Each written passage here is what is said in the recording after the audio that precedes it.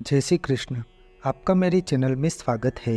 रामदेव पीर महाराज की नौरता की शुरुआत भाद्रपद माह की शुक्ल पक्ष की प्रथमा तिथि से भाद्रपद माह की शुक्ल पक्ष की नवमी तक मनाया जाता है। इस साल रामदेव पीर महाराज का 9 दिनों का त्यौहार 4 सितंबर 2024 यानी कि बुधवार से 12 सितंबर 2024 यानी कि गुरुवार के दिन समापन होता है। यह 9 दिन रामदेव पीर महाराज की पूजा के लिए सर्वोत्तम माने गए हैं। रामदेव पीर का अर्थ है 12 बीज का मालिक या धनी होता है। 12 बीज के धनी को स्मरण करने का सबसे अच्छा समय है। बाबा रामदेव पीर को रामसा पीर, रूणीचारा धनी, बाबा रामदेव पीर आदि उपनामों से जाना जाते हैं।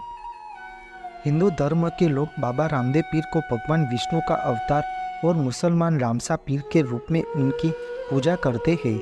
संपूर्ण भारत देश में जहाँ भी रामदेव पीर महाराज के भक्तगण हैं, वहाँ इस त्यौहार को हर्षोल्लास के साथ मनाते हैं।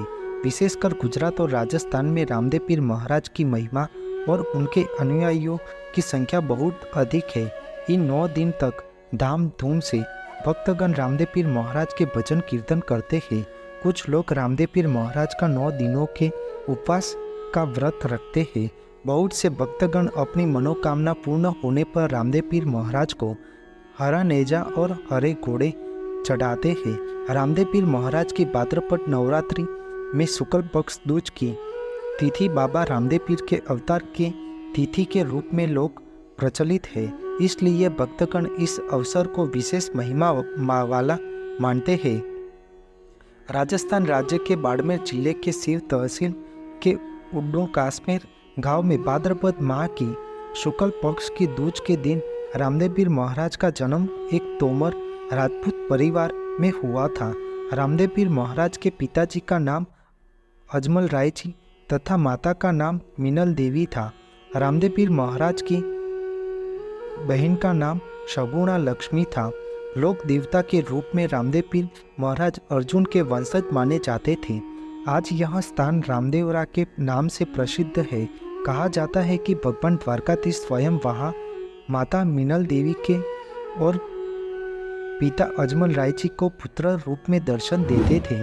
अजमल राय जी भगवान शिव के बहुत बड़े भक्त और पोखरण के राजघराने के राजा थे, लेकिन कोई संतान न होने पर उन्होंने काशी विश्वनाथ के दर्शन किए, जहां उनकी भक्ति से प्रसन्न होकर भगवान शिव उनके स्वप्न में आए और उनको अपनी इच्छा पूर्ति करने के लिए द्वारिका जाने का निर्देश दिया। तब अजमल राय जी अपनी पत्नी मीनल देवी के साथ द्वारकाधीश के दर्शन करने पहुंचे।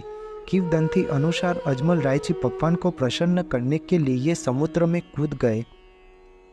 समुद्र के नीचे प्राचीन बेट द्वारका में उन्हें साक्षात भगवान श्री हरि के दर्शन हुए। तब अजमल राय जी ने द्वारकाधीश को अपने पुत्र के रूप में पाने की इच्छा व्यक्त की और फिर द्वारकाधीश ने अजमल राय जी के दूसरे पुत्र के रूप में जन्म लेने का वचन दिया और फिर वीरमदेव के बाद भगवान श्री हरि स्वयं रामदेव जी महाराज के रूप में रानी मीनल देवी के गर्भ से अवतरित हुए। पौराणिक मान्यता के अनुसार रामदेव जी महाराज के अवतरण होने पर एक खंड में कुमकुम के पैरों के निशान पड़ गए थे। यह भी कहा जाता है कि उस दिन स्वयं भगवान शिव भी रामदेव पीर महाराज के दर्शन करने के लिए आए थे और उन्होंने ही रामदेव जी महाराज को अमरिया, पाला, गुगलधूप, भस्म, श्वेत धर्म, ध्वजा और आदि पंथ की अलग की जोली भेंट की थी। रामदेव पीर महाराज लीलूड़ा घोड़े असवार होकर हाथ में बाला लेकर भक्तगण को दर्शन देते हैं।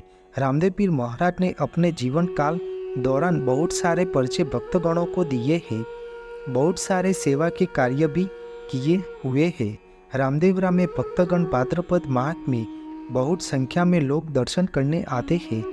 यह तब सबसे पहले राम सरोवर में भक्तगण स्नान करके रामदेव पीर महाराज की समाधि के दर्शन करते हैं।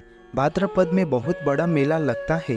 रामदेव पीर महाराज अपने भक्तों की हर मनोकामना पूर्ण करते हैं। आज भी भक्तों को रामदेव पीर महाराज पर पूरी श्रद्धा और विश्वास है।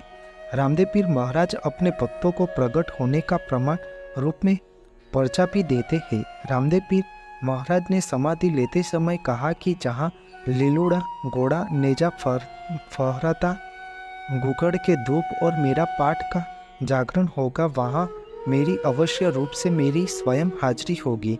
ऐसा रामदेव पीर महाराज का सभी भक्तगण को वचन दिया है। रामदेव पीर के भाद्रपद नौरता के समय नवमी के दिन रामदेव पीर के मंदिर में नेजा चढ़ाया जाता है और दसवीं के दिन धाम धूम से नाचते गाते रामदेव पीर की सवारी निकलती है और घर घर रामदेव पीर की पधरामनी करते हैं। रामदेव पीर महाराज हाजरा हजूर देव है, जो भक्तगण को किसी न किसी रूप में अपना प्रमाण देकर पर्चा जरूर देते हैं। बोलो रामदेव पीर महाराज की जय। आपको मेरी यह माहिती अच्छी लगी हो तो मेरे चैनल को लाइक, शेयर, कमेंट, सब्सक्राइब करें और बेल आइकन को दबाना ना भूलें। जय स्वामीनारायण।